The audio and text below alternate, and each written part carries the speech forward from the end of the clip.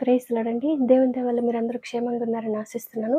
ఇప్పటివరకు మనం మత్తయి సువార్త 12వ అధ్యాయము 32వ వచనం వరకు చదువుకున్నాం కదండీ. మిగిలిన కొన్ని వచనాలు చదువుకునే ముందు ఒక చిన్న ప్రేయర్ చేసుకుందామండి. మహాపరిశుద్ధుడైన యేసయ్య నీకు వందనాలు తండ్రి. నాయన ఇంతవరకు మమ్మల్ని సజీవ లెక్కలో పెట్టేసయ్యా. నీ గురించి మాట్లాడుకునే అవకాశం ఇచ్చినందుకు నీకే వందనాలు తండ్రి. నాయన ఇప్పుడు మీ గురించి మాట్లాడుకోబోతుండగా ఎక్కడ ఏ తప్పు మాట్లాడకుండా యేసు నామములో నా నోటికి మీ కంచె కావలిండును గాక. ఆమేన్. యేసు నామములో మా అందరికీ నీ వాక్యాన్ని అర్థం చేసుకునే కృప కలుగును గాక. ఆమేన్. యేసు నామములో అడుగుచున్నాం తండ్రి. ఆమేన్. కదండి, ఇప్పటివరకు మనం తెలుసుకున్నాం కదండి, యేసయ్య చేస్తున్న అద్భుత కార్యాలని యేసయ్య ఒక దురాత్మ ద్వారా చేస్తున్నారనేసి పరిశీలన తప్పట్టాలని చూసినప్పుడు యేసయ్య వారికి ఎంతో క్లియర్గా చెప్పారు కదండి. మీరు నాకు విరోధంగా మాట్లాడినా మీకు పాపక్షమాపణ ఉంటుంది, కానీ నేను ఎవరి ద్వారా అయితే ఆ కార్యాలు చేస్తున్నానో ఆయన గురించి తప్పుగా మాట్లాడితే మాత్రము మీకు పాపక్షమాపణ అనేది ఉండదు అనేసి యేసయ్య ఆ పరిశీలకి అక్కడున్న వారందరికీ కూడా క్లియర్గా చెప్పారు కదండి. ఇంకా యేసయ్య ఏమంటున్నారో మనం చూద్దామండి. మత్తయి సువార్త 12వ అధ్యాయము 33వ వచనము.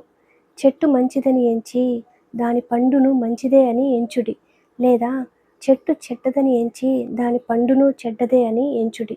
చెట్టు దాని పండు వలన తెలియబడును. సర్పసంతానమా, మీరు చెడ్డవారయ్యుండి ఎలాగు మంచి మాటలు పలుకగలరు? హృదయమందు నిండియుండు దానిని బట్టి నోరు మాటలాడును కదా. సజ్జనుడు తన మంచి ధననిధిలో నుండి సద్విషయములను తెచ్చును, దుర్జనుడు తన చెడ్డ ధననిధిలో నుండి దుర్విషయములను తెచ్చును. నేను మీతో చెప్పునదేమనగా, మనుష్యులు పలుకు వ్యర్థమైన ప్రతి మాటను గూర్చియు విమర్శ దినమున లెక్క చెప్పవలసి ఉండును. నీ మాటలను బట్టి నీతిమంతుడవని తీర్పు నొందుదువు, నీ మాటలను బట్టియే అపరాధివని తీర్పు నొందుదువు. కదండి, యేసయ్య ఏమని చెప్తున్నారంటే, మీరు ఒక చెట్టు మంచిదా చెడ్డదా తెలియాలంటే మీరు దాని పండ్లని రుచి చూస్తే మీకు తెలిసిపోతుంది అనేసి యేసయ్య చెప్తున్నారు కదండి. అదేవిధంగా మనం కూడా ఒకవేళ మంచివారమైతే మనం మాట్లాడే మాటలు కూడా మంచిగా ఉంటాయి కదండి. ఒకవేళ మనం చెడ్డవారమైతే మనం మాట్లాడే మాటలు కూడా చెడ్డవిగా ఉంటాయి కదండి.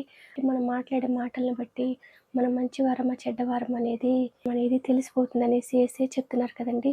ఇంకా యేసయ్య ఏమంటున్నారండి, హృదయం నిండుకుని దాన్ని బట్టే నోరు మాట్లాడుతుంది అనేసి చెప్తున్నారు కదండి. అందుకని యేసయ్య కూడా చెప్తారు కదండి, మీ హృదయాన్ని జాగ్రత్తగా కాచుకోనండి అనేసి చెప్తారు కదండి.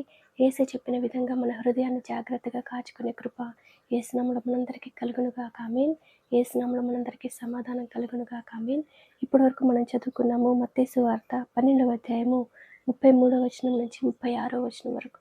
వాక్యాన్ని అర్థం చేసుకునే కృప యేసు నామములో మనందరికీ కలుగును గాక. ఆమేన్. Praise the lord.